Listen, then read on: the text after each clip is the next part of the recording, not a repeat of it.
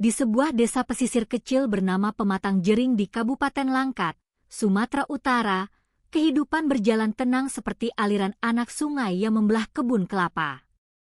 Setiap pagi terdengar suara ayam jantan bersahutan. Para ibu menimba air dari sumur. Sementara anak-anak berlari riang menyusuri jalan tanah yang penuh debu. Desa ini sederhana namun hangat. Setiap orang saling mengenal, saling menyapa, dan saling menolong. Tidak ada yang menduga bahwa pada sore 12 Mei tahun 2023, ketenangan itu akan terbelah oleh jeritan yang menggetarkan hati. Hari itu, matahari bersinar cukup terik sejak siang. Namun, menjelang sore, langit mulai meredup. Angin membawa aroma ikan asin dan garam dari laut yang tak jauh dari desa. Zaitun, seorang ibu muda yang bekerja di pabrik kerupuk ikan, baru saja pulang setelah seharian penuh berdiri di depan meja pengolahan.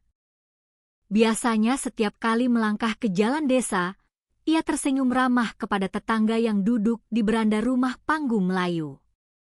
Ia dikenal sebagai perempuan sederhana, tidak banyak bicara, namun selalu membawa aura tenang.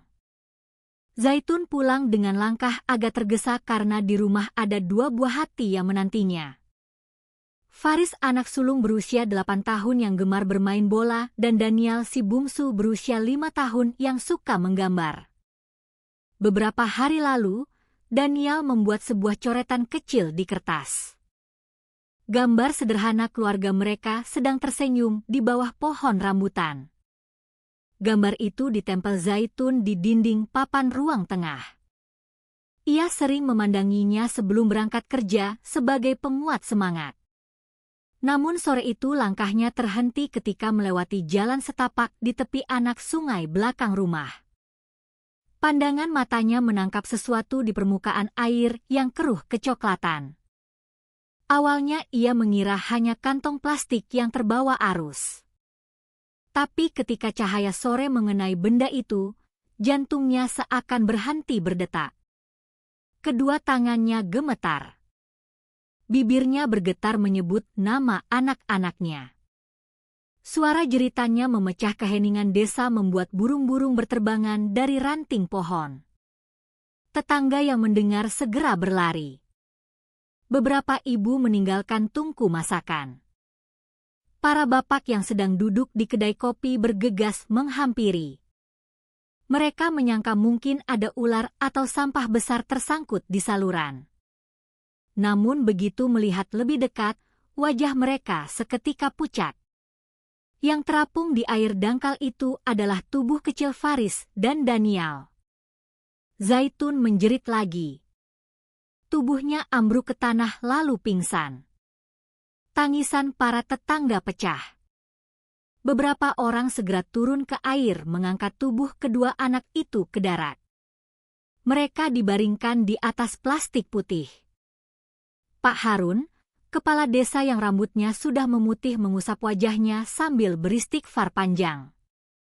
Ia berkata lirih bahwa belum pernah melihat musibah sepedih ini sepanjang hidupnya.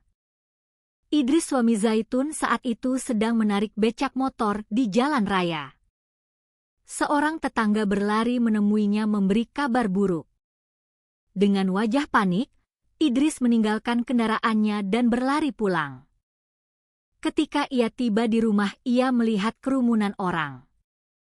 Suara tangisan dan di tengahnya tubuh kedua putranya terbujur kaku. Ia berlutut memeluk mereka sambil menangis keras. Suaranya membuat banyak orang tidak sanggup menahan air mata. Tak lama kemudian, aparat kepolisian sektor, Polsek, setempat datang bersama tim medis. Mereka segera memasang garis pembatas di sekitar anak sungai. Warga yang semula berdesakan diminta menjauh. Langit sore berubah jingga. Namun suasananya tidak indah, melainkan muram. Bendera plastik kuning bergoyang tertiup angin, menandai tempat itu sebagai lokasi kejadian yang serius. Para petugas bekerja cepat namun teliti. Mereka memotret, mencatat, dan memeriksa tubuh kedua anak. Anehnya, tidak terlihat luka gores atau memar. Pakaian mereka masih rapi, tidak ada tanda-tanda perlawanan. Beberapa warga mulai berbisik penuh tanda tanya. Air anak sungai itu dangkal, hanya setinggi pinggang orang dewasa. Mustahil membuat dua anak meninggal begitu saja tanpa teriak minta tolong. Di beranda rumah, Nek midah nenek dari Faris dan Danial menangis meraung. Tubuhnya gemetar, tangannya meremas dada. Ia berkata bahwa sore itu ia hanya pergi sebentar ke kebun belakang untuk memetik sayuran. Ketika kembali, cucunya sudah tidak ada. Ia mengira mereka lari ke rumah teman, tidak pernah menyangka akan ditemukan di anak sungai. Warga yang melihat merasa iba. Karena selama ini Nek midah dikenal sayang pada cucunya. Ia sering mengantar kue talam atau menidurkan mereka dengan doa. Namun di balik tangis itu, pertanyaan besar tetap menggantung. Bagaimana mungkin dua anak bisa meninggal bersamaan tanpa seorang pun mendengar? Apakah ini benar kecelakaan atau ada sesuatu yang lebih kelam? Para petugas mencatat setiap detail. Mulai dari jam terakhir, anak terlihat hingga siapa saja yang berada di sekitar rumah. Malam itu, desa Pematang Jering tenggelam dalam duka, surau kecil di ujung jalan, ramai dengan doa tahlil, suara ayat suci bergema di udara. Namun meski doa dipanjatkan, hati warga tetap dipenuhi tanda tanya. Di bawah cahaya lampu teplok yang temaram, wajah-wajah murung hanya bisa memandang kosong ke arah rumah keluarga Idris. Tidak ada yang tahu bahwa sore itu hanyalah awal dari sebuah kisah panjang. Kisah tentang cinta keluarga yang retak, dendam yang tersimpan, dan tragedi yang akan membuka luka besar bagi seluruh desa. Ketika jeritan zaitun menggema sore itu, warga desa berlarian mendekati anak sungai. Beberapa ibu yang sedang menjemur pakaian meletakkan jemuran begitu saja. Seorang bapak yang baru saja pulang dari ladang masih mengenakan baju kebun di kepala. Napasnya terengah. Karena berlari, mereka mengira mungkin ada ular besar atau sampah berbahaya yang hanyut. Namun, langkah mereka terhenti ketika melihat jelas benda yang terapung. Sejenak suasana menjadi sunyi. Angin berhenti seolah ikut terkejut. Benda yang awalnya disangka kantong plastik, ternyata tubuh kecil Faris dan Danial. Tubuh mereka mengambang pelan di antara lumut dan daun kering. Wajah mereka pucat, mata terpejam seperti sedang tidur. Namun dada mereka tak lagi bernapas. Seorang ibu spontan menutup mulutnya menahan jerit. Air matanya mengalir deras. Beberapa orang lain langsung turun ke anak sungai untuk mengangkat tubuh kedua anak itu. Mereka diletakkan di atas plastik putih yang terburu-buru. Diambil dari warung terdekat. Warga yang menyaksikan hanya bisa terdiam. Ada yang menangis, ada yang beristighfar. Ada pula yang menatap kosong seakan tidak percaya pada apa yang dilihatnya. Pak Harun, kepala desa berdiri dengan tongkat kayu di tangannya. Suaranya bergetar ketika berkata bahwa inilah hari tergelap yang pernah ia alami sejak kecil hingga tua. Ia memandang ke arah kebun kelapa, mencoba menahan tangis. Namun, air mata jatuh juga di pipinya yang keriput. Beberapa anak kecil yang biasanya bermain di sekitar anak sungai ikut melihat. Mereka ditarik menjauh oleh orang tua masing-masing. Seorang ayah berkata lirih agar anaknya tidak trauma. Namun dalam mata polos mereka tersimpan kebingungan. Mereka tidak mengerti mengapa dua teman bermainnya kini terbujur kaku. Di tengah kekacauan itu, Idris berlari dari kejauhan. Nafasnya tersengal, wajahnya penuh keringat dan debu. Ketika melihat kedua anaknya terbujur kaku, ia menjatuhkan diri, memeluk mereka erat-erat. Tangisnya meledak. Suara seorang ayah yang kehilangan seakan merobek langit. Warga yang menyaksikan tidak sanggup menahan air mata. Beberapa lelaki dewasa ikut menunduk menutupi wajah mereka dengan tangan. Pak Harun mendekat dan mencoba menenangkan Idris. Ia meletakkan tangan di pundaknya dan berbisik agar sabar.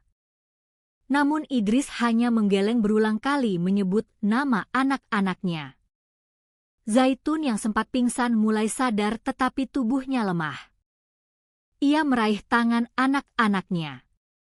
Bibirnya bergetar membaca doa. Tidak lama kemudian, seorang pemuda desa berinisiatif menelepon polisi. Dalam waktu singkat, aparat datang.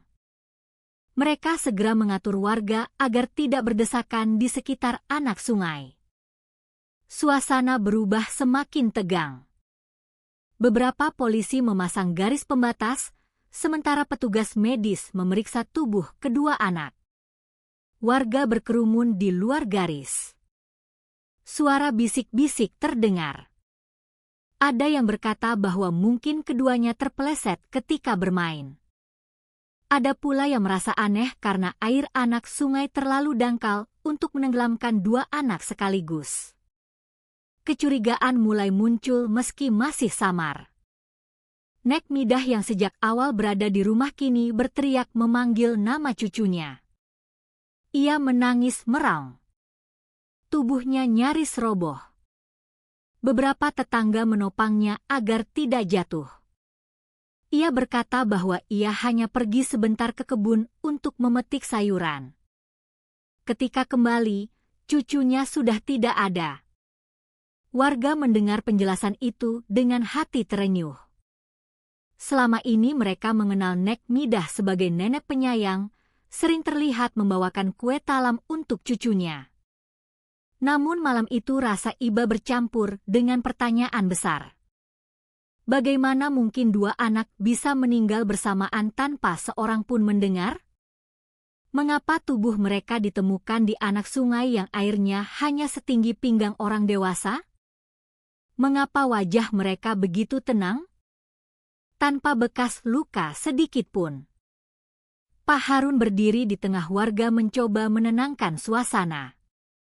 Ia berkata bahwa apapun yang terjadi harus diserahkan pada pihak berwajib. Ia mengingatkan agar warga tidak saling menuduh. Namun di balik kata-katanya ia sendiri merasakan kejanggalan. Seiring matahari terbenam, langit berubah merah keunguan. Bayangan jatuh ke permukaan kebun kelapa. Suasana desa yang biasanya riuh dengan suara anak-anak bermain kini sunyi mencekam. Setiap orang pulang dengan langkah berat meninggalkan garis pembatas yang berkibar di tepi anak sungai. Malam pun tiba, tetapi tidak ada warga yang benar-benar tidur. Suara doa bergema dari surau bercampur dengan isak tangis yang masih terdengar dari rumah Idris. Lampu teplok di rumah-rumah kecil menyala temaram menerangi wajah-wajah murung yang masih terbayang pemandangan sore tadi. Tragedi itu belum selesai. Justru dari sinilah awal dari sebuah misteri yang akan mengguncang hati setiap orang. Membuka tabir tentang keluarga, dendam, dan cinta yang terkoyak. Tangisan Zaitun terdengar lirih ketika ia tersadar dari pingsan. Tubuhnya lemah, wajahnya pucat, dan matanya bengkak karena air mata yang tidak berhenti mengalir. Ia meraih tangan kecil Daniel, menggenggamnya erat seakan masih berharap ada kehangatan. Tetapi tangan itu dingin tanpa denyut kehidupan. Bibirnya bergetar membaca doa. Namun suara itu pecah di tengah isak. Idris masih duduk di tanah memeluk tubuh Faris. Ia mengusap rambut anaknya, berulang kali berkata bahwa ayah tidak mampu melindungi. Tangisnya pecah membuat semua orang yang menyaksikan ikut terisak. Para tetangga yang biasanya hanya melihat Idris sebagai penarik becak motor yang tegar, kini melihatnya sebagai seorang ayah yang kehilangan segalanya. Di halaman rumah panggung Melayu keluarga itu, warga berdiri berkerumun. Beberapa ibu menangis sambil memeluk anak masing-masing. Ada yang berbisik bahwa mereka tidak sanggup membayangkan bagaimana rasanya kehilangan dua anak sekaligus. Seorang bapak tua berulang kali menggeleng berkata bahwa musibah ini terlalu berat untuk sebuah keluarga sederhana.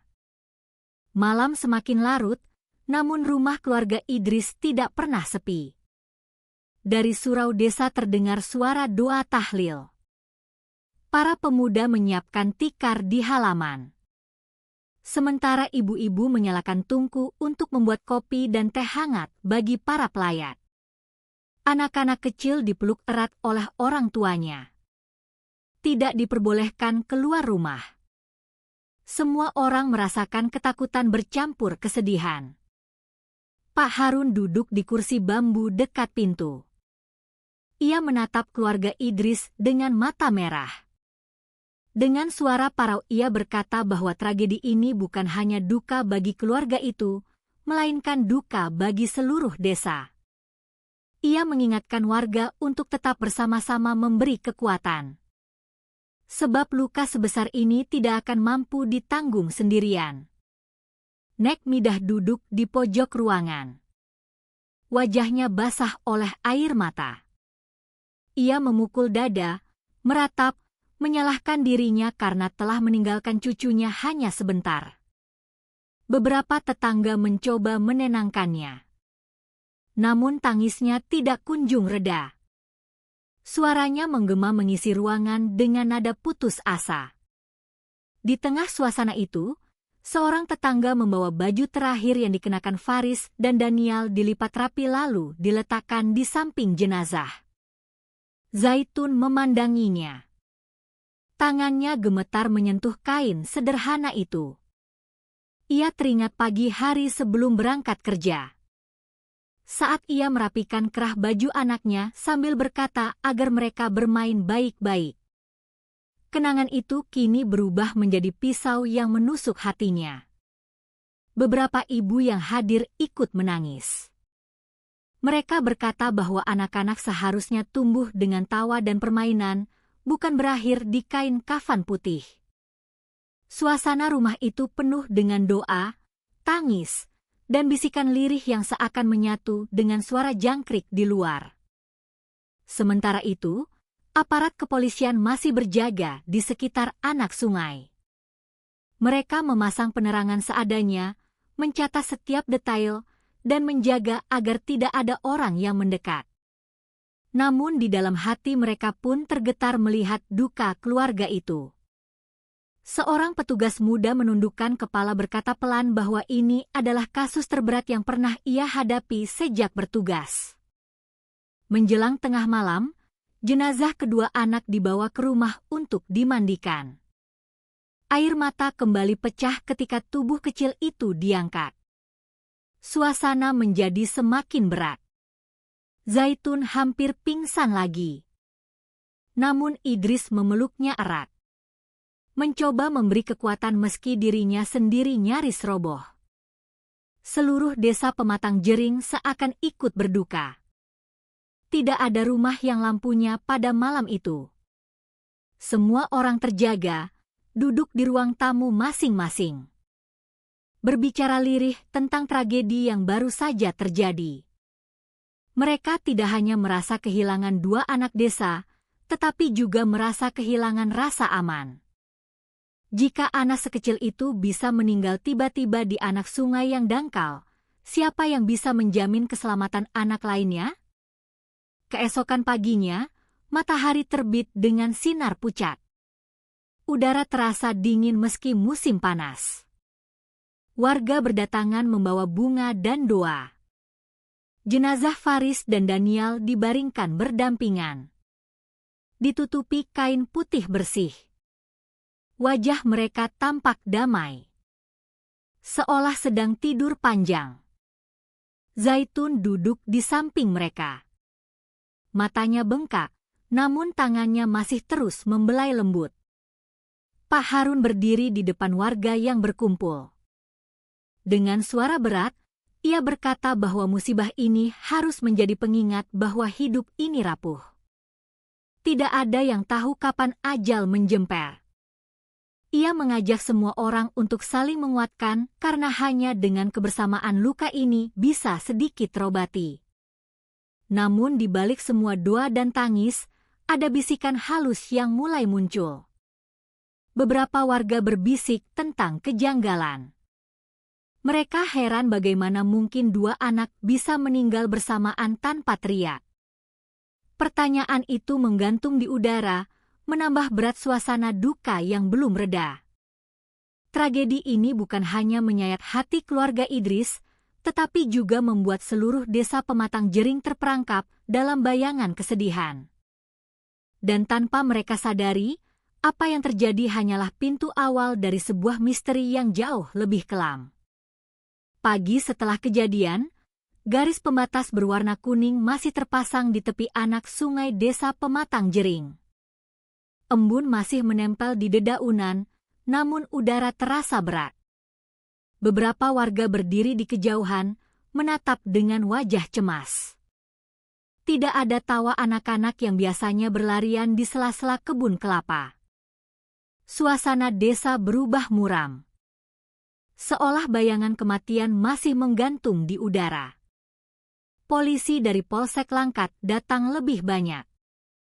Mereka membawa peralatan, kamera, dan buku catatan. Setiap langkah mereka penuh kehati-hatian. Warga hanya bisa menyaksikan dari jauh. Seorang ibu berbisik kepada tetangganya bahwa ia tidak sanggup lagi melihat air anak sungai itu. Katanya, setiap kali mendekat, ia teringat wajah Faris dan Danial yang mengapung tenang tanpa nyawa. Petugas memotret dari berbagai sudut. Ada yang menunduk memeriksa tanah di tepi anak sungai. Ada yang mengambil sampel air. Seorang perwira berpengalaman berdiri mengamati dengan wajah serius. Ia menggerakkan tangannya, memberi instruksi agar semua detail diperiksa. Tidak ada satu batu pun yang boleh terlewat. Tubuh Faris dan Danial yang sudah dimandikan semalam dibawa kembali untuk pemeriksaan lebih lanjut. Tim medis bekerja dengan penuh hormat. Mereka membuka kain penutup perlahan, memeriksa tubuh mungil itu dengan teliti. Warga menundukkan kepala, tidak sanggup menatap lama. Zaitun yang berada di dekat pintu hanya bisa menangis pelan dipeluk oleh beberapa tetangga perempuan. Idris berdiri dengan wajah kaku, matanya merah. Namun ia berusaha tegar demi istrinya. Setelah beberapa waktu, hasil pemeriksaan awal diumumkan. Tidak ditemukan tanda-tanda kekerasan. Kulit kedua anak mulus tanpa goresan. Tidak ada memar, tidak ada luka bekas pukulan. Pakaian mereka masih utuh, tidak robek sedikit pun. Wajah mereka tenang seolah sedang tidur. Pengumuman itu membuat warga bingung. Jika bukan karena tenggelam, apa yang menyebabkan mereka meninggal? Air anak sungai itu hanya sebatas pinggang orang dewasa, tidak cukup dalam untuk membuat dua anak kehilangan nyawa sekaligus. Lebih aneh lagi, tidak ada seorang pun yang mendengar teriakan minta tolong. Pak Harun mengusap janggut putihnya, menggeleng pelan. Dengan suara berat, ia berkata bahwa ada sesuatu yang tidak masuk akal. Ia mengingat masa kecilnya ketika bermain di anak sungai yang sama. Airnya tidak pernah cukup berbahaya untuk menenggelamkan. Warga yang mendengar mengangguk setuju, tetapi mereka hanya bisa diam, tidak berani berspekulasi lebih jauh. Seorang polisi muda mencatat setiap keterangan warga. Ia bertanya siapa yang terakhir kali melihat Faris dan Danial sore itu. Beberapa tetangga mengatakan bahwa mereka masih bermain di halaman rumah menjelang pukul 3 sore. Setelah itu tidak ada yang melihat lagi.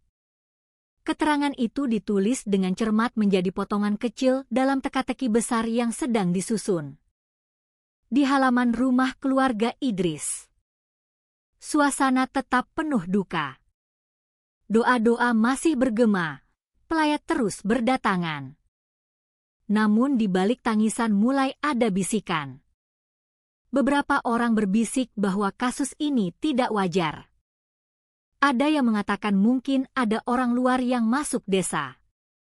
Ada pula yang diam-diam merasa ada kejanggalan di dalam rumah itu sendiri. Bisikan kecil itu menyebar menambah beban keluarga yang sedang berduka. Zaitun duduk lemah di samping kain putih yang menutupi jenazah anaknya. Ia memandang kosong, seolah jiwanya ikut pergi bersama Faris dan Danial. Idris berdiri di belakang. Sesekali menghela napas panjang. Ia mendengar bisikan warga, tetapi tidak mampu berkata apa-apa. Hatinya hanya dipenuhi rasa kehilangan. Polisi masih melanjutkan pemeriksaan hingga sore. Mereka mengambil jejak kaki di sekitar anak sungai, meneliti daun-daun yang mengapung, bahkan memeriksa pagar kayu yang dekat dengan lokasi. Namun hasil awal tetap sama. Tidak ada tanda-tanda perkelahian, tidak ada bekas kekerasan, semua tampak terlalu tenang, terlalu sunyi untuk sebuah tragedi sebesar ini. Menjelang senja, matahari kembali tenggelam di balik kebun kelapa. Cahaya keemasan jatuh di atas garis pematas kuning yang masih berkibar. Seorang polisi menutup buku catatannya lalu berkata pelan kepada rekannya bahwa misteri ini baru saja dimulai. Ia merasakan bahwa ada sesuatu yang disembunyikan. Sesuatu yang tidak terlihat di permukaan. Warga pulang ke rumah masing-masing dengan hati berat. Anak-anak mereka dipeluk lebih erat malam itu. Tidak ada yang berani membiarkan buah hati bermain sendirian. Desa Pematang Jering yang biasanya riuh kini tenggelam dalam ketakutan dan duka. Dan di balik semua itu, pertanyaan besar tetap menggantung. Jika bukan kecelakaan, maka apa yang sebenarnya terjadi pada Faris dan Danial? Hari kedua setelah tragedi, suasana desa Pematang Jering masih diliputi kabut duka. Aroma dupa dari doa tahlil tercium di setiap sudut rumah. Warga masih berdatangan memberi penghiburan kepada keluarga Idris. Namun di balik tangisan dan doa mulai terdengar percakapan lirih yang penuh keraguan. Polisi yang berjaga di tepi anak sungai mulai menyusun dugaan awal. Beberapa petugas berpendapat bahwa Faris dan Danial mungkin meninggal karena tenggelam. Dugaan ini terdengar wajar pada awalnya. Anak-anak sering bermain di tepi air. Mungkin mereka terpeleset bersamaan lalu tidak mampu menyelamatkan diri. Namun ketika kabar itu disampaikan, warga justru semakin bingung. Air di anak sungai itu dangkal, hanya setinggi pinggang orang dewasa. Bahkan anak seumur Faris seharusnya mampu berdiri dan berjalan keluar. Jika satu anak terpeleset, yang lain mestinya bisa berteriak memanggil orang. Tetapi sore itu tidak ada satupun yang mendengar suara apapun. Keheningan itulah yang membuat semua orang merinding. Pak Harun duduk di kedai kopi sambil mengusap janggutnya. Ia berkata kepada beberapa bapak bahwa sejak kecil ia bermain di anak sungai itu. Tidak pernah sekalipun mendengar ada anak meninggal karena tenggelam. Warga yang mendengar mengangguk setuju. Seorang ibu menambahkan bahwa sore itu ia sedang menjemur pakaian tidak jauh dari sana. Namun tidak mendengar suara teriakan. Kata-katanya menambah rasa aneh yang sudah membebani hati setiap orang. Idris mendengar kabar tentang dugaan tenggelam, ia menggeleng dengan mata merah. Katanya, Faris anak yang pandai berenang. Meski anak sungai itu dangkal, Danial memang lebih kecil, tetapi selalu bersama kakaknya. Idris yakin keduanya tidak mungkin tenggelam begitu saja tanpa ada tanda-tanda. Suaranya pecah ketika ia berkata bahwa ada sesuatu yang tidak benar di balik kejadian ini. Zaitun duduk lemah di sudut rumah. Ia tidak banyak bicara, hanya sesekali memandang foto keluarga yang tergantung di dinding papan. Dalam hatinya, ia merasa ada misteri yang menutupi kematian anak-anaknya. Namun, ia tidak mampu mengucapkannya. Tangisnya sudah kering. Yang tersisa hanya tatapan kosong penuh luka. Polisi tidak tinggal diam. Mereka kembali memeriksa lokasi pada siang hari. Mereka mengukur kedalaman air, mencatat aliran, dan mencoba berbagai kemungkinan. Salah seorang petugas bahkan masuk ke dalam anak sungai berdiri di tengah air untuk menunjukkan betapa dangkalnya. Warga yang melihat semakin yakin bahwa tragedi ini bukan sekadar kecelakaan. Bisikan-bisikan semakin menyebar. Ada yang berkata mungkin ada orang asing yang datang diam-diam. Ada pula yang berani berbisik bahwa mungkin ada sesuatu di dalam keluarga itu sendiri. Namun, tidak ada yang berani menyuarakan keras-keras karena semua masih terikat rasa hormat dan duka. Di tengah suasana itu, Pak Harun mencoba meredakan. Ia berdiri di depan warga yang berkumpul setelah salat maghrib mengatakan bahwa kita tidak boleh cepat menuduh. Kata-katanya lembut namun tegas. Ia mengingatkan bahwa polisi sedang bekerja dan tugas warga adalah menjaga persaudaraan. Walau begitu, ia sendiri merasakan keresahan yang sulit diabaikan. Malam itu, Idris duduk lama di beranda rumah. Angin malam membawa suara jangkrik dan aroma tanah basah. Ia menatap anak sungai dari kejauhan. Teringat tawa anak-anaknya yang biasa bermain di sana. Dalam hatinya ia berjanji akan mencari tahu apa yang sebenarnya terjadi meski itu berarti harus membuka luka yang lebih. Di rumah tetangga, bisikan masih terdengar. Beberapa ibu berkata bahwa wajah kedua anak tampak terlalu tenang seolah mereka tertidur, bukan seperti korban tenggelam. Seorang bapak menambahkan bahwa biasanya orang yang tenggelam akan terlihat panik, ada goresan di tubuh atau lumpur di mulut. Tetapi tubuh Faris dan Daniel bersih tanpa tanda perlawanan. Semakin banyak orang berbicara, semakin besar rasa ragu. Dugaan tenggelam yang semula dianggap masuk akal, kini mulai dipertanyakan. Polisi pun tidak bisa menutup mata. Mereka mencatat setiap kejanggalan, menyadari bahwa misteri ini tidak sesederhana yang terlihat. Malam semakin larut, namun lampu di rumah keluarga Idris tetap menyala. Warga masih berkumpul, duduk di tikar pandan sambil membaca doa. Di wajah mereka tergambar rasa kehilangan yang mendalam bercampur dengan bayangan pertanyaan yang belum terjawab. Dan di balik semua doa itu, sebuah kesadaran mulai tumbuh di hati setiap orang bahwa tragedi ini bukan sekadar musibah, melainkan pintu menuju rahasia yang lebih gelap. Sebuah rahasia yang akan menguji kesabaran, persaudaraan, dan juga keadilan di desa Pematang Jering. Setelah pemeriksaan awal selesai, polisi mulai memanggil anggota keluarga untuk dimintai keterangan. Hal ini dilakukan agar garis waktu terakhir kehidupan Faris dan Daniel bisa lebih jelas. Semua warga desa menunggu dengan hati berdebar. Mereka ingin tahu apa yang sebenarnya terjadi di balik pintu rumah keluarga Idris. Sore itu, Idris dan Zaitun duduk di ruang tamu rumah sederhana mereka. Wajah mereka letih, mata bengkak karena yang tidak kunjung berhenti. Seorang penyidik mencatat dengan tenang. Memberi waktu ketika Zaitun terisak.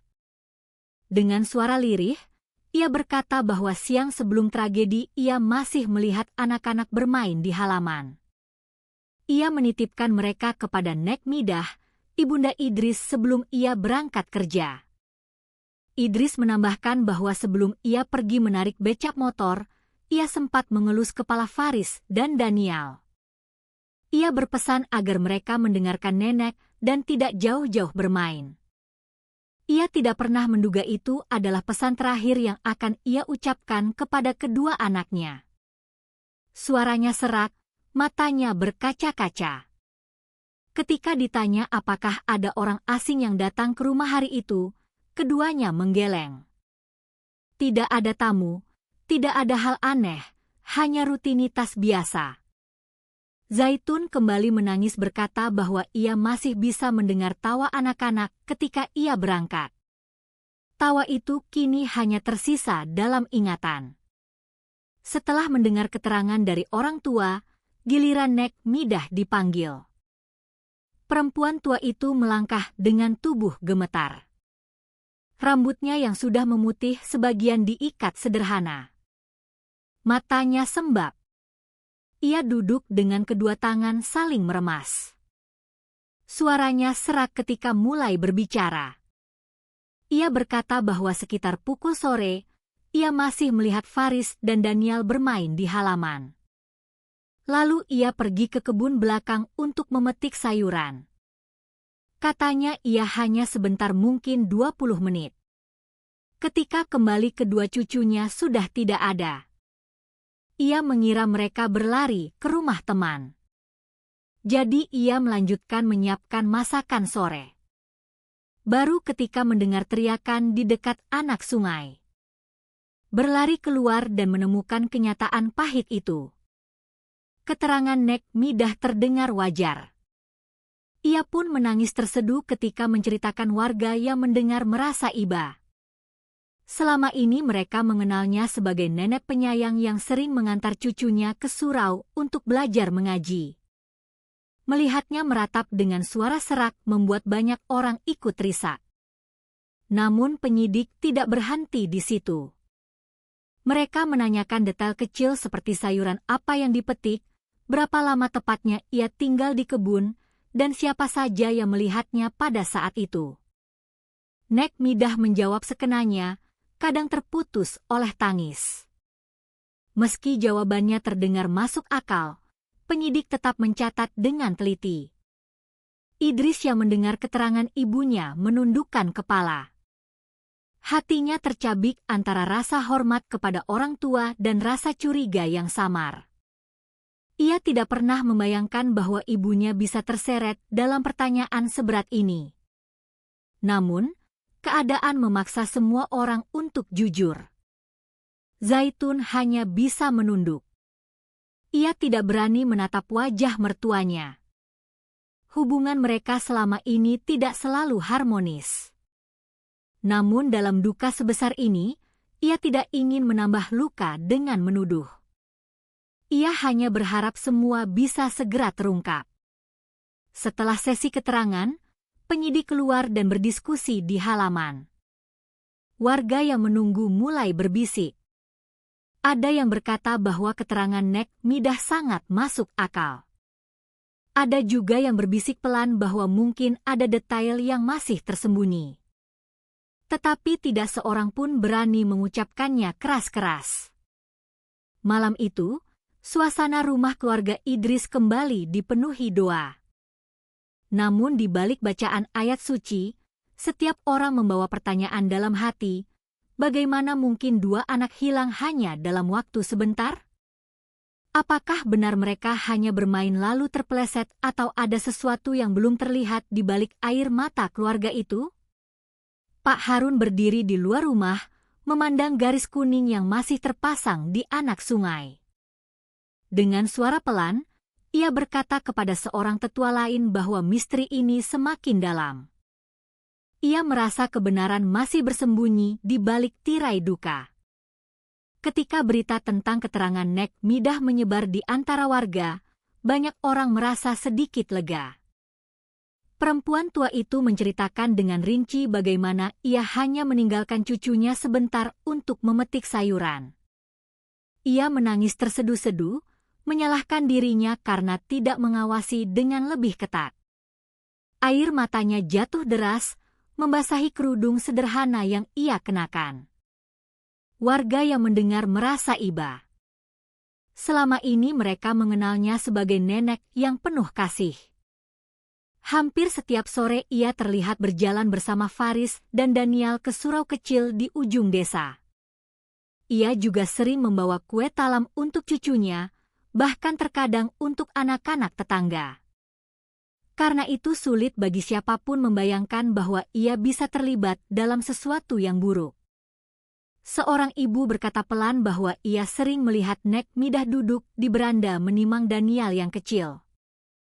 Katanya perempuan tua itu selalu tersenyum lembut menyanyikan dendang Melayu sambil mengelus kepala cucunya. Cerita itu membuat banyak orang semakin yakin bahwa ia tidak bersalah. Polisi yang mendengar keterangannya pun untuk sementara tidak menaruh curiga lebih jauh. Mereka mencatat semua detail. Namun ada suara Nek Midah yang penuh duka membuat mereka berpikir bahwa ia benar-benar tidak tahu menahu. Seorang penyidik muda bahkan berkata kepada rekannya bahwa wajah penuh air mata itu tidak mungkin menyimpan niat jahat. Idris duduk di pojok ruangan menundukkan kepala.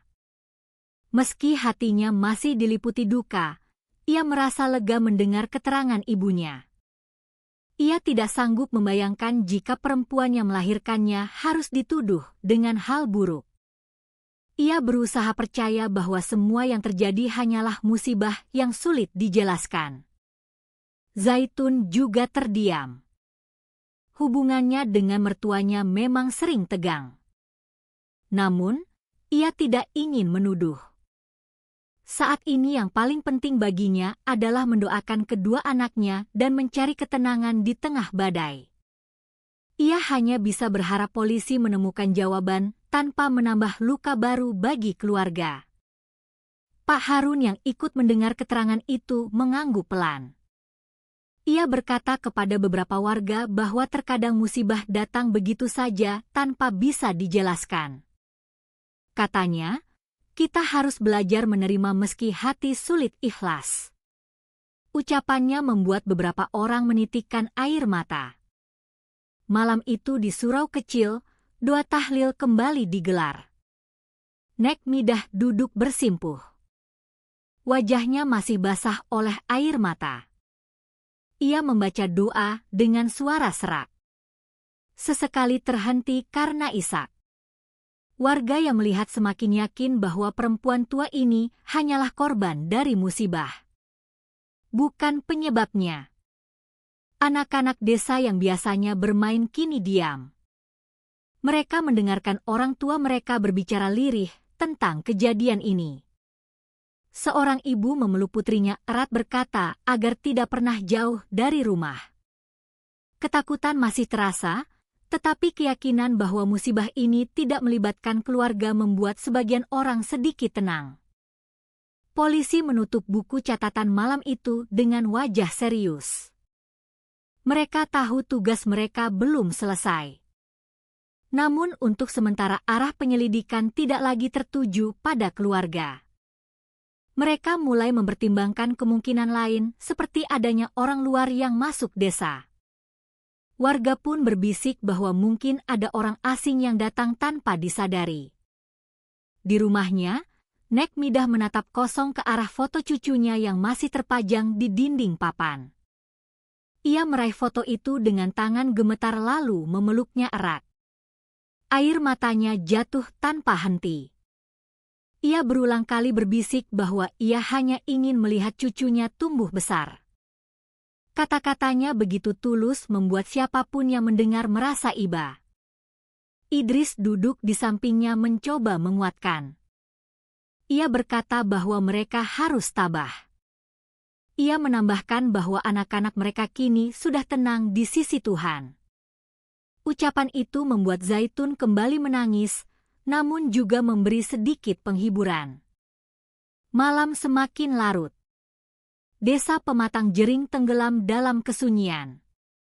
Lampu teplok di rumah-rumah masih menyala, tetapi suasana tetap muram. Warga mulai percaya bahwa tragedi ini hanyalah musibah.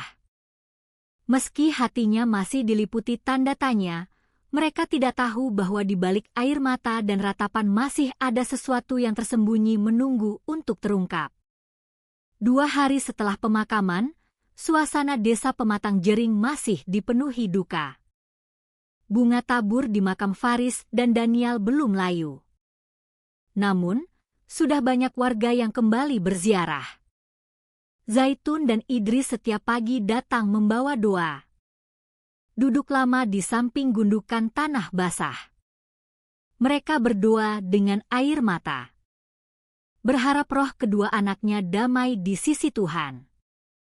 Namun pada hari ketiga, kabar mengejutkan datang dari ibu kota kabupaten, Stabat. Hasil pemeriksaan forensik yang dilakukan oleh tim medis resmi telah selesai. Amplop coklat bersegel dibawa oleh seorang perwira ke kantor polsek. Semua petugas menunggu dengan wajah tegang. Mereka tahu jawaban dari amplop itu akan menentukan arah penyelidikan selanjutnya. Ketika segel dibuka, ruangan menjadi hening. Kepala tim membacakan hasil dengan suara pelan. Namun jelas, Faris dan Danial tidak meninggal karena tenggelam. Tidak ada tanda kehabisan napas akibat air. Sebaliknya, di dalam tubuh mereka ditemukan racun dengan kadar tinggi. Racun yang biasa digunakan untuk membunuh tikus. Suasana ruangan langsung berubah berat. Seorang polisi muda menghela napas panjang sementara yang lain menunduk. Mereka sadar bahwa kasus ini bukan lagi sekadar musibah. Ini adalah kejahatan yang disengaja. Kabar itu segera sampai ke desa. Warga yang mendengar terperanjat. Seorang ibu menjatuhkan ember air yang sedang dibawanya. Seorang bapak menutup wajah dengan kedua tangan. Semua tidak percaya bahwa 2 anak kecil bisa menjadi korban racun yang mematikan. Di rumahnya, Idris mendengar kabar itu dari seorang aparat. Wajahnya pucat, tangannya bergetar. Ia menatap istrinya dengan mata kosong. Zaitun jatuh terduduk. Air mata mengalir deras. Ia berteriak menolak kenyataan bahwa anak-anaknya bukan meninggal karena musibah, tetapi karena perbuatan seseorang. Jeritannya mengguncang hati semua orang yang mendengar. Pak Harun mendatangi rumah itu malam harinya.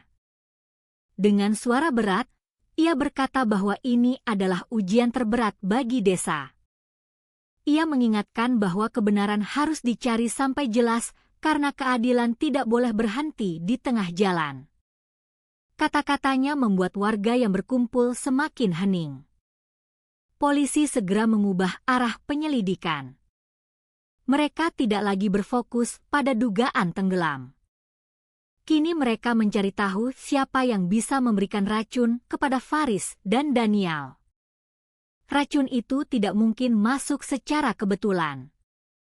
Pasti ada seseorang yang dengan sengaja memasukkannya ke dalam makanan atau minuman.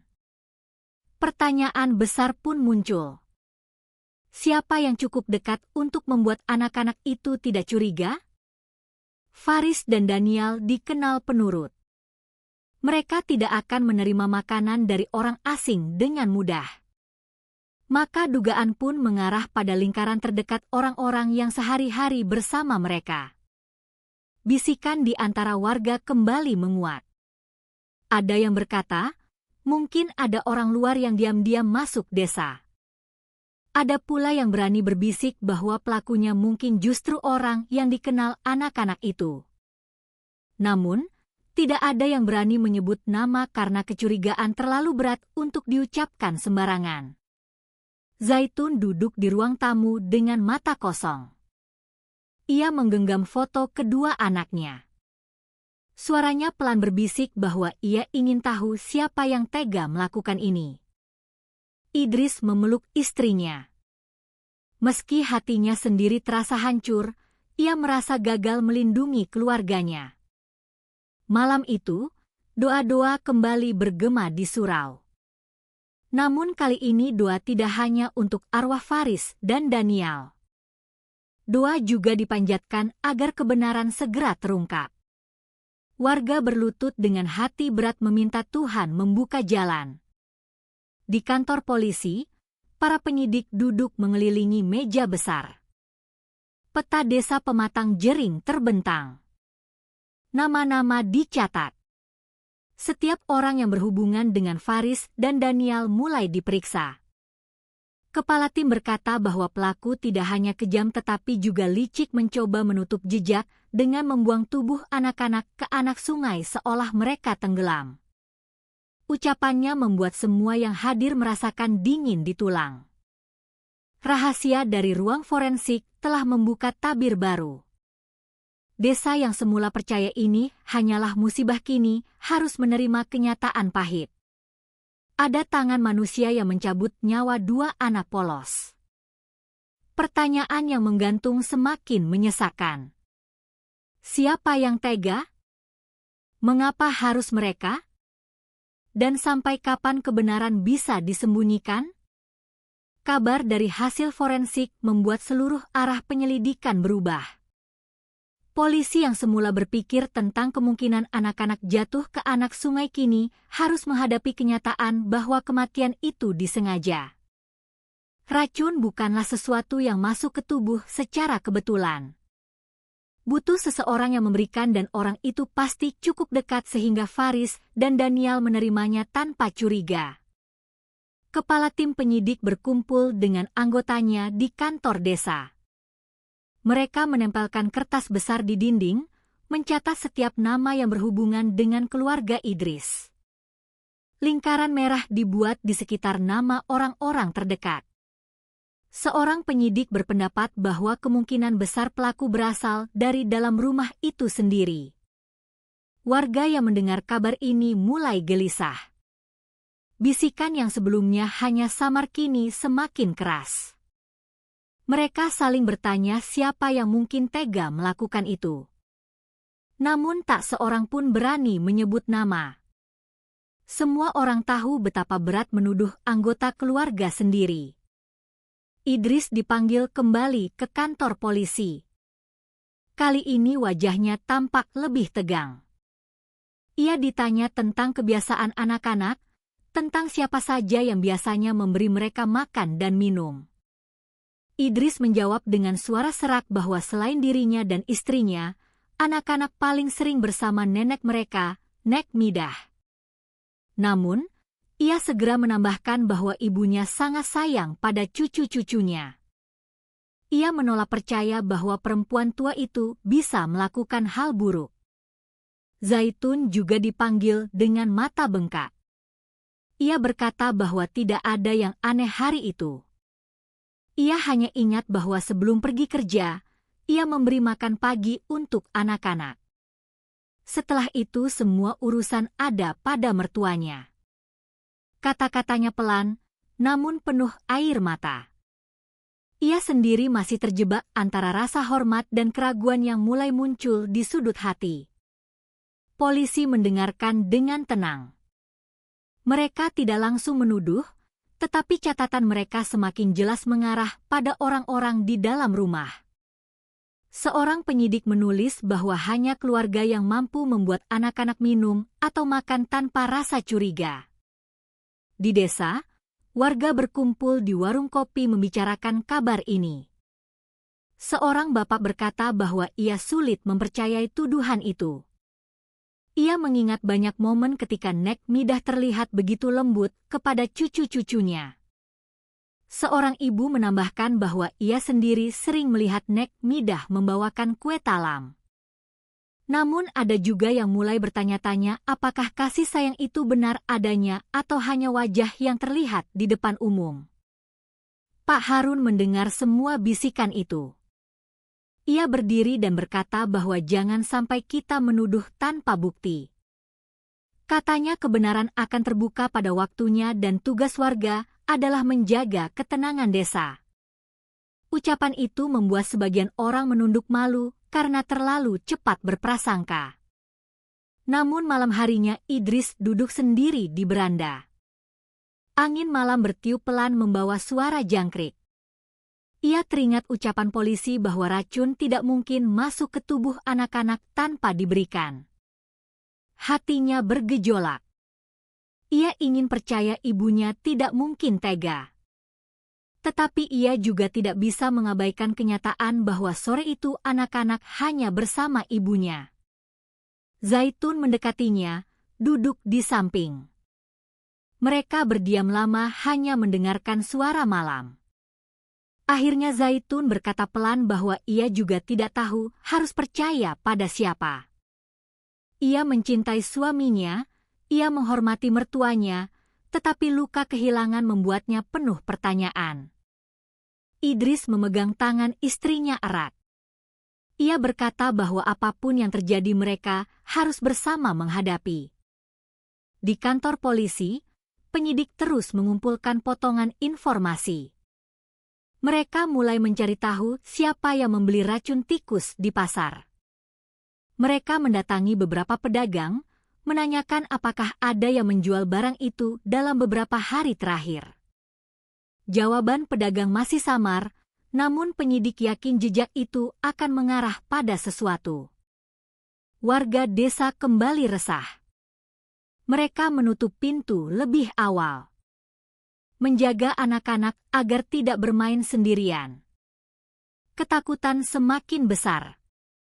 Karena jika pelaku benar berasal dari dalam rumah, itu berarti kebenaran jauh lebih kelam daripada yang bisa mereka bayangkan. Malam itu surau kembali ramai dengan doa. Namun kali ini doa bukan hanya untuk arwah Faris dan Daniel, melainkan juga untuk keberanian. Warga berdoa agar kebenaran segera terungkap agar tidak ada lagi anak-anak yang menjadi korban. Idris menatap langit malam, matanya penuh air. Ia berbisik dalam hati bahwa ia siap mendengar apapun meski pahit demi menemukan siapa yang merenggut nyawa anak-anaknya. Ia tahu jalan menuju kebenaran akan panjang dan penuh luka. Namun ia tidak bisa mundur. Bayangan itu kini tidak lagi datang dari luar desa. Bayangan itu ada di dalam rumah sendiri menyelimuti keluarga yang hancur oleh kehilangan. Dan dari sinilah penyelidikan memasuki tahap yang lebih gelap. Hari keempat setelah pemakaman, Idris kembali dipanggil ke kantor polisi. Wajahnya letih, sorot matanya kosong. Ia duduk di kursi kayu yang dingin berhadapan dengan penyidik yang sudah menyiapkan catatan. Pertanyaan kali ini lebih dalam. Tidak hanya tentang hari kejadian, tetapi juga tentang kehidupan sehari-hari di dalam rumah. Dengan suara pelan, Idris mulai bercerita.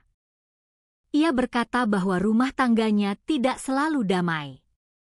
Hubungan antara istrinya Zaitun dan ibunya Nek Midah sering dipenuhi ketegangan. Ia menunduk, merasa berat mengakui, tetapi kenyataan itu tidak bisa disembunyikan lagi. Menurut Idris, Nek Midah sering mengeluh bahwa menantunya tidak pandai mengurus rumah. Katanya Zaitun terlalu boros, kurang rajin membersihkan, dan tidak pernah benar-benar menghormati orang tua. Setiap kali Idris pulang kerja, ibunya menyampaikan keluhan itu dengan nada kesal. Di sisi lain, Zaitun merasa dirinya sudah berusaha sekuat tenaga. Ia bekerja di pabrik kerupuk ikan sejak pagi hingga sore. Demi membantu ekonomi keluarga, ia merasa tidak pernah dihargai. Baginya, ucapan mertua lebih sering berupa kritik daripada dukungan. Hatinya perih. Setiap kali harus menahan air mata di dapur. Mendengar komentar pedas dari ibu mertuanya, Idris sering terjebak di tengah. Ia mencintai istrinya, tetapi ia juga menghormati ibunya. Ia berusaha menenangkan keduanya, namun seringkali gagal. Kadang suara pertengkaran terdengar hingga keluar rumah. Tetangga yang lewat pura-pura tidak mendengar. Meski dalam hati mereka tahu keluarga itu menyimpan luka yang dalam, penyidik mencatat semua dengan teliti. Mereka bertukar pandang, mulai melihat adanya kemungkinan motif. Namun mereka tidak langsung menuduh. Mereka tahu banyak keluarga di desa juga mengalami pertengkaran antara mertua dan menantu. Tetapi dalam kasus ini, ketegangan itu bisa saja menjadi kunci untuk membuka misteri. Di rumah, Zaitun menangis ketika diminta menceritakan hal yang sama. Ia berkata bahwa ia merasa tertekan setiap hari. Ia tidak pernah bebas melakukan apapun karena selalu diawasi dan dikritik. Ia mengaku sering merasa sendirian meski tinggal di rumah yang penuh orang. Ucapannya keluar tersendat. Di sela-sela tangis yang tidak bisa ia tahan. Beberapa tetangga juga dipanggil untuk memberi keterangan. Seorang ibu berkata bahwa ia sering mendengar suara pertengkaran dari rumah Idris. Katanya itu bukan hal baru. Sudah bertahun-tahun mereka berdua tidak akur. Namun warga menganggapnya hal biasa. Karena hubungan mertua dan menantu memang sering sulit. Pak Harun menghela napas panjang ketika ditanya. Ia berkata bahwa ia pernah mencoba menasihati keduanya. Ia mendatangi rumah itu, meminta agar saling menghormati. Tetapi nasihatnya tidak banyak membantu. Ketegangan tetap ada dan semua orang di desa tahu meski tidak ada yang berani ikut campur lebih jauh. Keterangan demi keterangan itu membuat penyidik semakin yakin bahwa konflik dalam rumah tangga ini bukan sekadar masalah kecil. Mungkin ada seseorang yang sudah terlalu lama memendam rasa sakit hati. Dan ketika emosi mencapai puncak, racun bisa menjadi alat untuk melampiaskan dendam.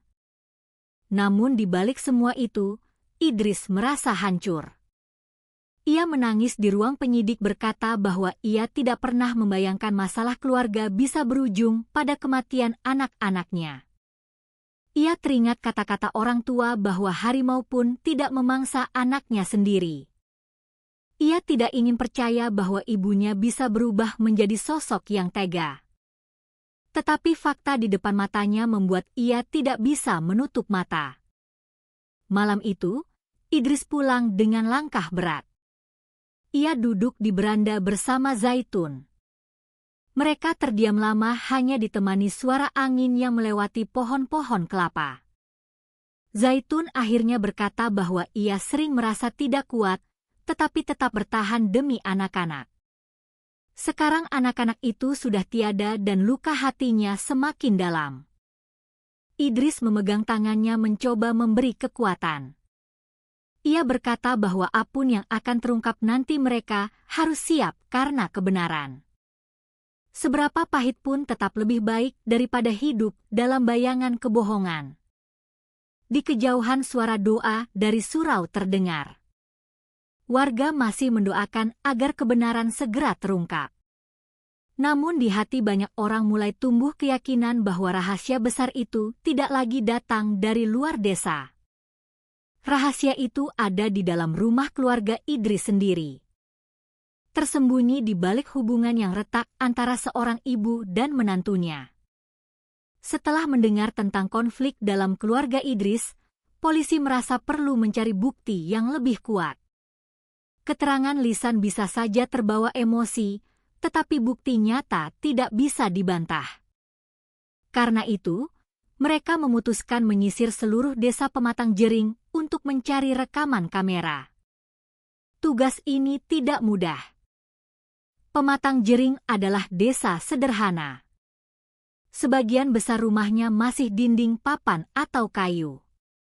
Tidak semua warga memiliki kamera pengawas. Bahkan ada yang belum terbiasa dengan alat teknologi semacam itu. Tetapi polisi tetap mencoba karena hanya mata elektronik yang bisa merekam kejadian sebenarnya tanpa dipengaruhi rasa kasihan atau air mata. Beberapa petugas berjalan kaki dari rumah ke rumah, mengetuk pintu dengan sopan. Mereka menjelaskan tujuan kedatangan. Memohon izin untuk melihat rekaman jika ada. Ada warga yang langsung bersedia membantu. Ada pula yang ragu-ragu karena takut repot. Polisi harus bersabar, menenangkan mereka, bahkan beberapa kali menunggu lama hingga akhirnya diperbolehkan melihat. Pak Harun mendampingi petugas berkeliling. Kehadiran tokoh tua yang dihormati warga membuat banyak orang lebih tenang. Dengan suara lembut, ia berkata bahwa ini demi keadilan bagi Faris dan Danial.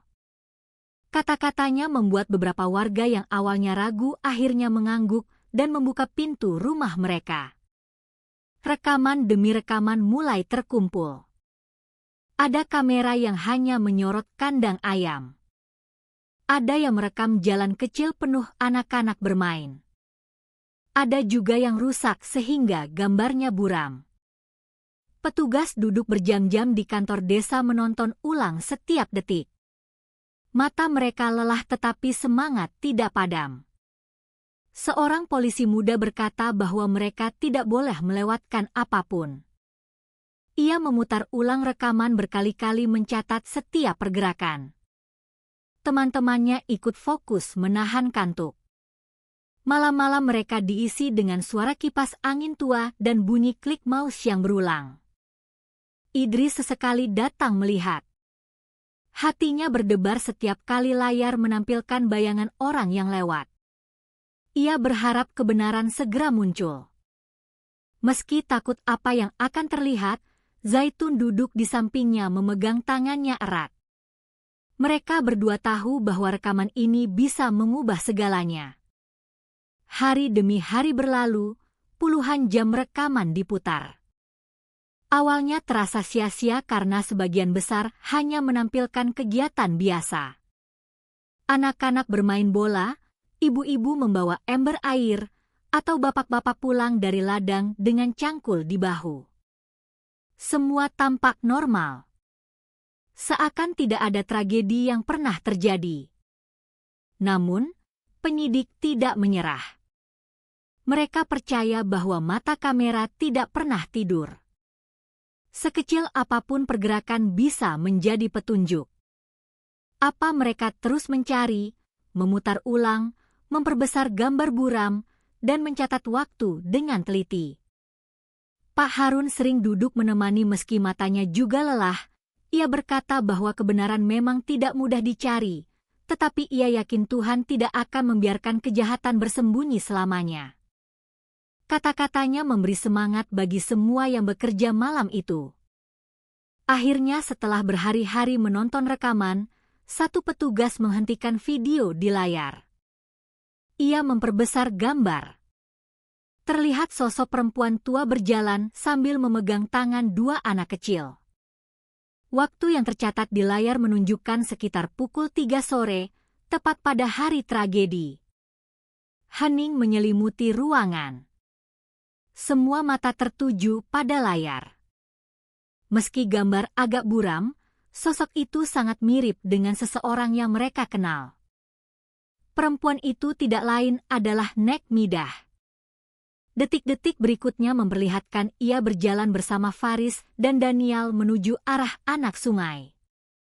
Kamera hanya bisa merekam hingga mereka menghilang di balik pepohonan. 20 menit kemudian, sosok Nek Midah muncul kembali seorang diri. Wajahnya tenang, langkahnya pelan. Seakan tidak terjadi apa-apa. Polisi saling berpandangan. Idris yang melihat layar membeku. Tubuhnya gemetar. Zaitun menutup mulutnya dengan tangan. Air matanya jatuh. Tidak ada kata-kata yang mampu diucapkan. Pak Harun berdiri dengan wajah pucat. Ia menghela napas panjang lalu berkata bahwa rekaman itu adalah jawaban yang selama ini dicari. Suaranya parau penuh kesedihan. Malam itu suasana desa berubah semakin berat. Kebenaran mulai menampakkan diri dan ia jauh lebih pahit daripada dugaan siapapun. Ketika rekaman dari kamera ditampilkan berulang kali, suasana di ruangan menjadi tegang. Tidak ada suara selain dengung kipas angin tua. Setiap orang yang hadir menatap layar dengan mata lebar, seolah tidak percaya pada apa yang baru saja mereka lihat. Sosok perempuan tua itu begitu jelas. Meski gambarnya agak buram, gaya jalannya, kerudung yang ia kenakan, bahkan bentuk tubuhnya sangat mirip dengan Nek Midah. Idris duduk kaku di kursinya. Tangannya mengepal, wajahnya pucat. Ia tidak sanggup menoleh pada siapapun. Hatinya berperang antara rasa cinta seorang anak kepada ibunya dan rasa hancur seorang ayah yang kehilangan buah hati. Zaitun yang duduk di sampingnya menutup wajah dengan kedua tangan. Tangisnya pecah, tubuhnya bergetar. Seorang penyidik memutar ulang bagian itu berkali-kali. Pertama, terlihat jelas Nek Midah menggandeng tangan Faris dan Danial. Mereka berjalan bersama menuju arah anak sungai. Setelah itu, layar kosong karena tertutup pepohonan. 20 menit kemudian, Nek Midah muncul kembali. Kali ini ia berjalan seorang diri. Langkahnya pelan, wajahnya datar, tidak ada tanda kepanikan, tidak ada kegelisahan. Seolah ia baru saja kembali dari kebun. Seorang polisi muda berkata pelan bahwa ini adalah bukti paling penting yang mereka temukan. Rekaman ini tidak bisa dibantah. Ia menoleh pada atasannya yang mengangguk dengan wajah serius. Semua tahu bahwa sejak detik itu arah penyelidikan tidak lagi samar. Kabar tentang rekaman segera menyebar ke warga desa. Malam itu bisikan terdengar di setiap rumah. Ada yang menutup mulut dengan tangan. Ada yang meneteskan air mata karena tidak percaya. Bagaimana mungkin seorang nenek yang selama ini dikenal penyayang bisa muncul dalam rekaman seperti itu? Pak Harun dipanggil ke kantor desa untuk melihat langsung. Dengan mata bergetar, ia menatap layar. Setelah beberapa detik, ia menutup mata dan menghela napas panjang. Suaranya parau ketika berkata bahwa kebenaran memang sering menyakitkan. Ia menambahkan bahwa meski pahit, desa harus menerima apa yang terlihat. Idris akhirnya berdiri, berjalan keluar ruangan. Langkahnya gontai, pundaknya jatuh. Ia tidak sanggup menatap rekaman lebih lama. Di luar ia menatap langit malam. Air matanya jatuh tanpa suara. Hatinya retak berkeping-keping. Zaitun tetap duduk di dalam ruangan. Ia menatap layar kosong setelah video berhenti. Dalam hatinya ia ingin berteriak. Ia ingin bertanya mengapa. Namun suara itu hanya keluar dalam bentuk tangis. Seorang penyidik mendekat memberinya segelas air. Tetapi Zaitun hanya mengguncang kepala tidak mampu minum. Malam itu, suasana desa berubah menjadi beban yang hampir tidak tertahankan. Warga yang sebelumnya masih mencoba menenangkan hati kini menghadapi kenyataan pahit. Mereka mulai membicarakan kembali semua hal kecil yang pernah mereka lihat. Ada yang berkata bahwa mungkin senyum lembut Nek Midah hanyalah topeng. Ada pula yang menangis karena merasa dikhianati oleh orang yang mereka percayai. Di rumah, foto Faris dan Danial masih terpajang di dinding. Zaitun duduk di depannya mengusap gambar wajah anak-anaknya. Idris berdiri di belakang. Diam tanpa kata. Mereka berdua tahu bahwa mulai saat ini keluarga mereka tidak akan pernah sama lagi. Polisi menyiapkan langkah berikutnya. Mereka tahu rekaman ini belum cukup untuk membuat seseorang mengaku, tetapi ini adalah kunci untuk membuka jalan. Dengan bukti yang ada, mereka merencanakan pemanggilan ulang terhadap Nek Midah. Pak Harun berjalan pulang malam itu dengan langkah berat. Ia berkata kepada dirinya sendiri bahwa desa ini akan tercatat dalam sejarah bukan karena hasil lautnya yang melimpah atau pantainya yang indah, melainkan karena tragedi kelam yang menimpa dua anak polos. Matanya basah, suaranya bergetar ketika ia berdoa agar kebenaran segera lengkap terbuka. Rekaman itu menjadi bukti yang tidak bisa dihapus. Mata kamera telah berbicara dengan jujur membuka tabir yang selama ini ditutupi air mata. Dan dari sinilah jalan menuju pengakuan akan dimulai meski penuh rasa sakit bagi semua yang terlibat. Beberapa hari setelah rekaman kamera ditemukan, polisi memanggil kembali Nek Midah ke kantor polsek. Perempuan tua itu datang dengan langkah pelan mengenakan kerudung kusam. Matanya merah seakan belum tidur. Tangannya menggenggam kain kecil yang sesekali ia gunakan untuk mengusap air mata. Di ruang penyidik, suasana hening, hanya suara detik jam di dinding yang terdengar jelas. Penyidik mempersilakan Nek Midah duduk. Mereka tidak langsung bertanya. Salah seorang dari mereka hanya menatapnya dalam diam membiarkan ia merasa tenang.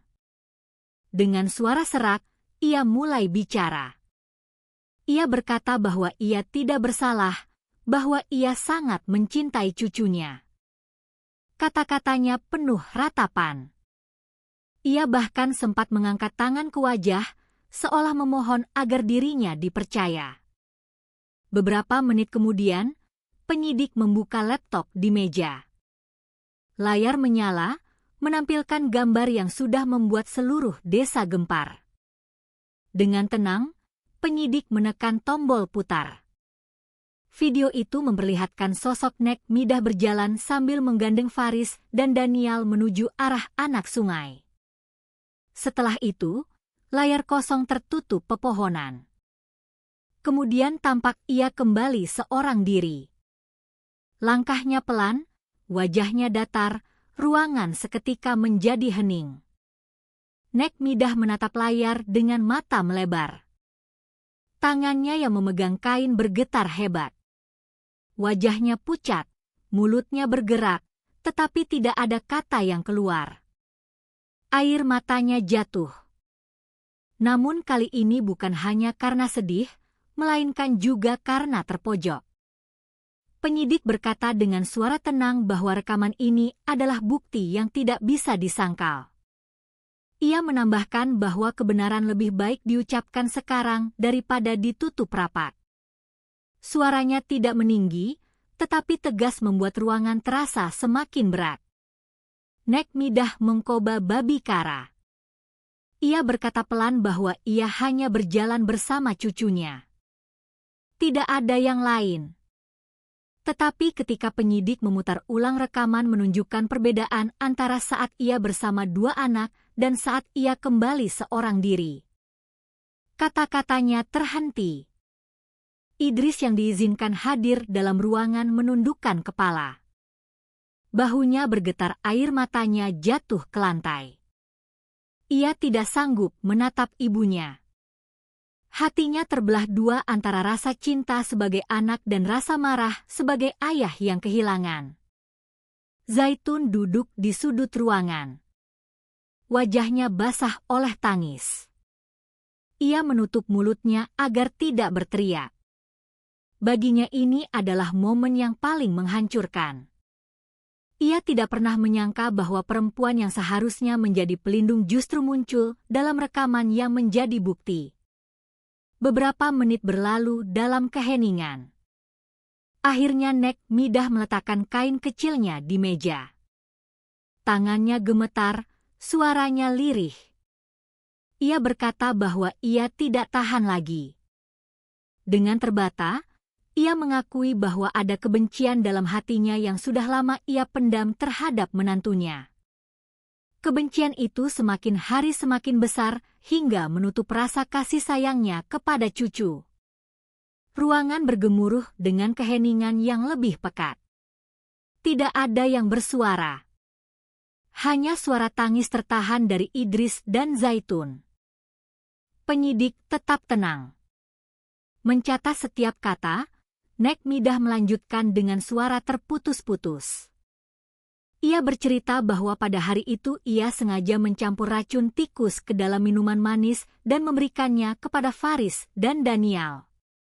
Setelah melihat mereka lemah, ia membawa tubuh kecil itu ke anak sungai untuk menutupi perbuatannya.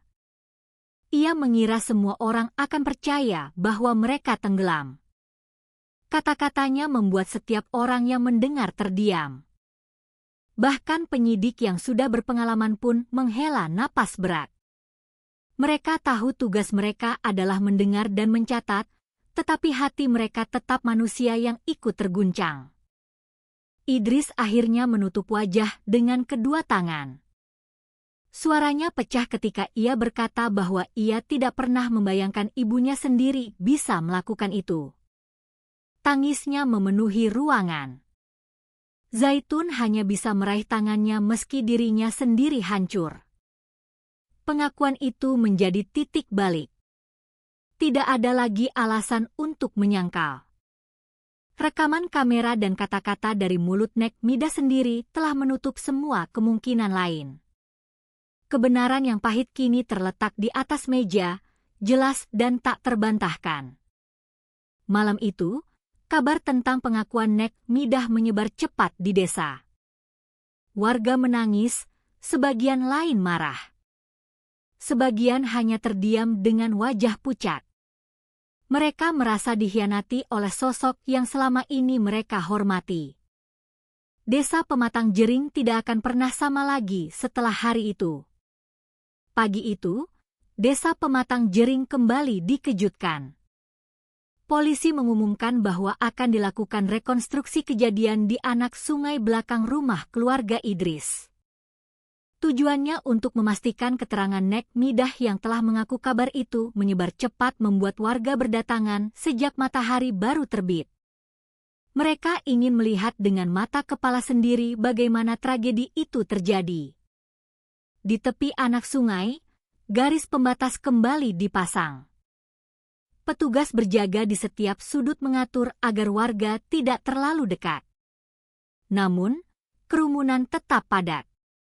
Wajah-wajah muram bercampur dengan rasa ingin tahu dan amarah. Banyak yang masih sulit percaya bahwa seorang nenek bisa melakukan hal sekejam itu terhadap cucu kandungnya.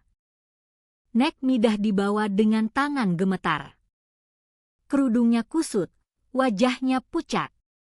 Ia menunduk menghindari tatapan warga yang menembus seperti pisau. Tangannya memegang erat kain kecil. Sama seperti ketika ia dipanggil di kantor polisi. Suaranya tidak terdengar. Hanya langkah kakinya yang pelan menyusuri tanah basah. Polisi memintanya menunjukkan kembali apa yang ia lakukan. Dengan suara pelan, penyidik memberi instruksi. Nek Midah mengambil gelas plastik yang sudah disiapkan sebagai properti. Tangannya gemetar ketika menuangkan air lalu berpura-pura menaburkan bubuk racun. Warga yang menyaksikan mulai menangis. Sebagian menutup wajah karena tidak sanggup melihat. Setelah itu, ia berpura-pura menyerahkan minuman kepada dua boneka kecil yang ditempatkan sebagai pengganti Faris dan Daniel. Suaranya lirih menirukan ucapan lembut yang ia gunakan untuk membujuk cucunya. Banyak orang tercekat tak percaya bahwa di balik kelembutan itu tersembunyi niat mematikan.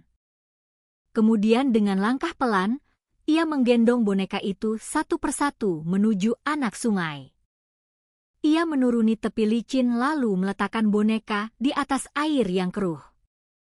Warga berteriak, beberapa menangis keras. Seorang ibu jatuh terduduk sambil berkata bahwa ia tidak sanggup melihat. Idris berdiri jauh di belakang kerumunan. Wajahnya kaku, matanya merah. Zaitun memegang lengannya. Tubuhnya gemetar hebat. Mereka tidak mampu mendekat lebih jauh. Melihat rekonstruksi itu, bagaikan menyayat luka lama yang belum sempat mengering. Pak Harun yang berdiri di barisan depan menunduk dalam-dalam. Air matanya jatuh ke tanah. Ia berbisik bahwa inilah bukti betapa dalamnya dendam bisa menguasai hati manusia. Suaranya bergetar penuh kesedihan. Suasana di sekitar anak sungai semakin panas. Beberapa pemuda berteriak marah. Mereka tidak percaya bahwa perempuan yang selama ini mereka hormati ternyata mampu berbuat demikian. Polisi harus menenangkan, meminta warga menahan diri. Rekonstruksi harus tetap berjalan hingga selesai. Setelah semua langkah diperagakan, suasana hening sesaat. Hanya suara angin yang berhembus melewati pepohonan kelapa. Nek Midah duduk di kursi plastik yang disediakan. Wajahnya kosong, tatapannya jatuh ke tanah, tidak ada lagi air mata, hanya lelah yang dalam. Polisi kemudian mengumumkan bahwa rekonstruksi selesai. Mereka meminta warga membubarkan diri dengan tertib. Namun, banyak yang tetap berdiri menatap tajam ke arah Nek Midah. Ada yang berbisik lirih, ada yang hanya menggeleng dengan wajah kecewa. Ketika mobil polisi membawa Nek Midah pergi, suara tangisan masih terdengar. Beberapa anak kecil bertanya kepada orang tuanya, mengapa nenek itu berbuat jahat? Para ibu hanya bisa memeluk anak-anak mereka erat, tidak tahu harus menjawab apa. Malam itu, desa Pematang Jering kembali tenggelam dalam kesedihan. Warga berkumpul di surau berdoa panjang. Mereka berdoa bukan hanya untuk arwah Faris dan Daniel, tetapi juga agar hati mereka sendiri kuat menghadapi kenyataan pahit. Rekonstruksi itu menjadi titik yang mengikat semua kepingan cerita. Tidak ada lagi ruang untuk menyangkal. Semua orang kini tahu bagaimana dua anak polos itu kehilangan nyawa. Desa yang tenang itu berubah selamanya. Dihantui oleh tragedi yang lahir dari dendam dalam sebuah rumah. Hari sidang akhirnya tiba. Sejak pagi, langit langkat diselimuti awan kelabu. Hujan rintik-rintik turun, membasahi jalan tanah yang menuju ke gedung pengadilan di Stabat. Warga desa berangkat beramai-ramai. Sebagian naik sepeda motor, sebagian menumpang mobil bak terbuka. Mereka ingin menyaksikan dengan mata kepala sendiri bagaimana hukum akan menutup lembar kelam ini. Di ruang sidang, suasana tegang. Bangku pengunjung penuh sesak. Wajah-wajah muram menatap ke depan ke arah kursi terdakwa. Di sana duduk Nek Midah, perempuan tua yang kini menjadi pusat perhatian. Kerudungnya kusut, tubuhnya tampak lebih kecil daripada sebelumnya. Ia menunduk, tidak berani menatap siapapun. Di sisi lain, Idris dan Zaitun duduk berdampingan. Wajah mereka letih. Mata mereka bengkak karena kurang tidur. Sejak kehilangan Faris dan Daniel, malam-malam mereka hanya diisi dengan doa dan air mata. Hari ini mereka datang bukan hanya sebagai orang tua yang berduka, tetapi juga sebagai saksi yang menuntut keadilan. Ketika hakim memasuki ruangan, semua berdiri. Suara palu sidang terdengar keras membuat suasana semakin menegangkan. Jaksa kemudian membacakan dakwaan dengan suara lantang. Ia menjelaskan bagaimana Nek Midah telah merencanakan perbuatannya. Racun tikus dibeli dengan sengaja lalu dicampur ke dalam minuman manis. Setelah itu ia membuang tubuh cucu-cucunya ke anak sungai untuk menutupi jejak. Semua dijelaskan dengan rinci membuat setiap orang yang mendengar menahan napas. Idris menunduk, air matanya jatuh. Zaitun menggenggam tangannya erat, berusaha kuat meski tubuhnya gemetar. Setiap kata dakwaan terasa seperti pisau yang menusuk luka lama. Giliran pembela berbicara. Pengacara yang mendampingi Nek Midah coba memohon keringan. Ia berkata bahwa usia kliennya sudah tua, kesehatannya rapuh dan ia sudah mengakui perbuatannya. Namun kata-kata itu terdengar lemah di tengah beratnya kejahatan yang dilakukan. Warga yang hadir hanya menggeleng. Beberapa bahkan meneteskan air mata karena tidak sanggup mendengar alasan itu. Ketika diberi kesempatan berbicara, Nek Midah berdiri dengan tubuh gemetar. Suaranya lirih, nyaris tenggelam oleh suara hujan di luar. Ia berkata bahwa ia menyesal, bahwa hatinya dikuasai oleh amarah dan rasa sakit hati kepada menantunya.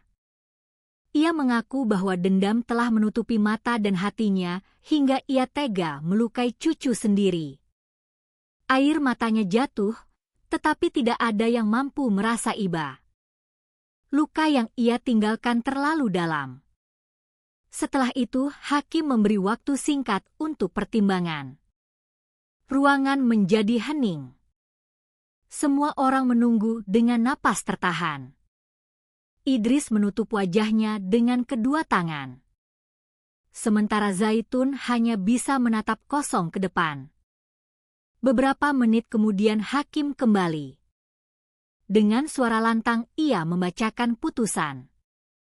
Majelis hakim menyatakan bahwa perbuatan terdakwa adalah pembunuhan berencana dengan tingkat kekejaman yang luar biasa. Ia tidak hanya mencabut nyawa cucu kandung, tetapi juga mencoba menutupi kejahatan dengan rekayasa. Perbuatannya dinilai melampaui batas kemanusiaan. Putusan akhir dijatuhkan, hukuman mati, ruangan bergemuruh. Beberapa warga menitikkan air mata. Ada yang terisak keras, ada pula yang hanya menunduk dalam diam. Idris terjatuh di kursi. Tubuhnya terguncang hebat. Zaitun memeluknya. Air matanya jatuh deras. Mereka tahu bahwa keadilan telah ditegakkan, tetapi rasa kehilangan tetap tidak bisa terobati. Nek Midah terduduk lemas, matanya kosong, tangannya gemetar. Tidak ada lagi ratapan, hanya wajah tua yang pudar ditelan penyesalan. Polisi segera membawanya keluar ruangan. Warga menatapnya dengan campuran marah dan sedih. Beberapa berbisik bahwa ini adalah akhir yang sudah seharusnya. Setelah sidang selesai, warga desa pulang dengan hati berat. Di jalan hanya suara hujan yang menemani. Tidak ada yang berbicara banyak. Semua sibuk dengan pikirannya sendiri, merenungi betapa dalam luka yang ditinggalkan tragedi ini. Malam harinya di surau desa, doa kembali bergema. Kali ini doa bukan hanya untuk Faris dan Daniel, tetapi juga untuk semua keluarga agar tidak lagi dikuasai oleh dendam. Pak Harun berdiri di depan warga dengan suara paraau. Ia berkata bahwa kasus ini adalah pengingat bagi semua orang.